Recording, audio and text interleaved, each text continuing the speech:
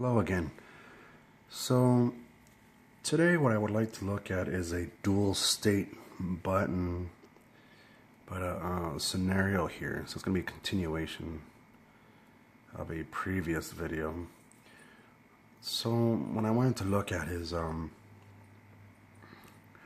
let's say this one. This is my light bulb here. You touch it, turn on the light bulb. If you leave the file and come back, it turns on.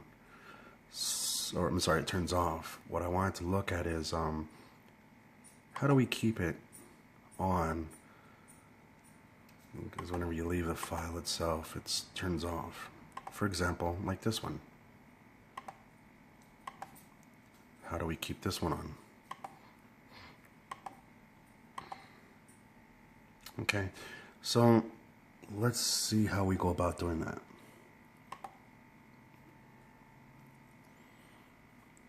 So, actually, let me delete these. I was just trying to see how many variables we could add. I went up to 26. Apparently we could have a lot of them. So we're going to be looking at this light bulb here, since this one is set up. And we need a variable here.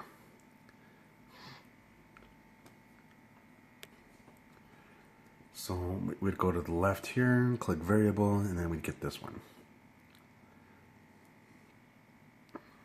So on the variable itself, we need to go to the attribute and global. And you want to click it says local, and you want to change it to global.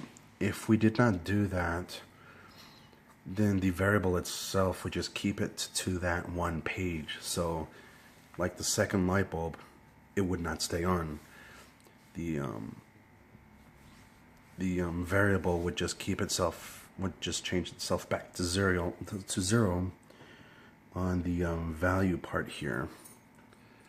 So we want to do is we want to keep it. In order to keep it is we change it to global, from local to global. So let's look into the programming here. So for the button itself, we're looking at if open bracket BT0, because that's my button 0, dot value equals 1, close the bracket, and then squiggly bracket. My variable is VA0 dot value will equal 1. So we need to add another if here.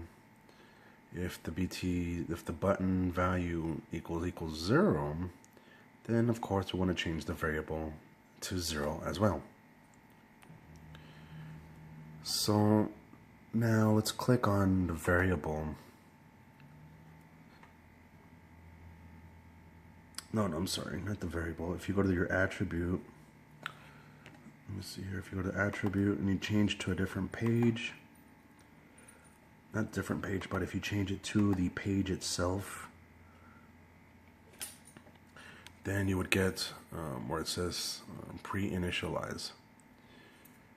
So once you jump to the page where it has the light bulbs, you want to change to where if the variable value equals 1, you want to turn the light bulb back on to where BT0.value equals 1. So what we're doing here, if the variable is 1, then the light bulb will turn back on. And if the variable is 0, then the light bulb won't, it will not do anything to the light bulb itself. So that's pretty much it. So this piece here is the magic of the piece itself, that and the variable. If this didn't exist, I was trying to work to see if we can just add the numbers or text, but and then we could always hide the light bulb behind it, or I'm sorry, above it. But the actual way of doing it would be creating a variable and setting up global. You need to remember to set it up global. If it does not set up global, everything would just, the variable and the light bulb itself would just go back to 0. It does not hold the one state. Actually, that would be the magic piece of the puzzle itself, is the global. Okay, and I hope you find this useful. So let's go back again. Let's have a look at it.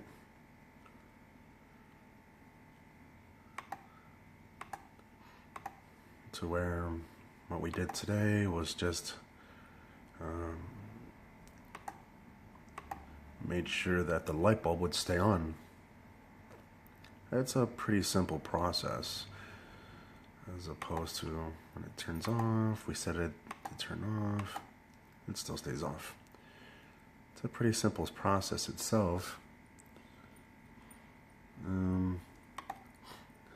Just like these, they would be annoying to where they don't stay on. And that's what happens if you do not set it to global. It doesn't keep its on state. So just remember the variable global, and then just the simple programming itself. And I hope you find this useful. Thumbs up and my video here, and you have a wonderful day.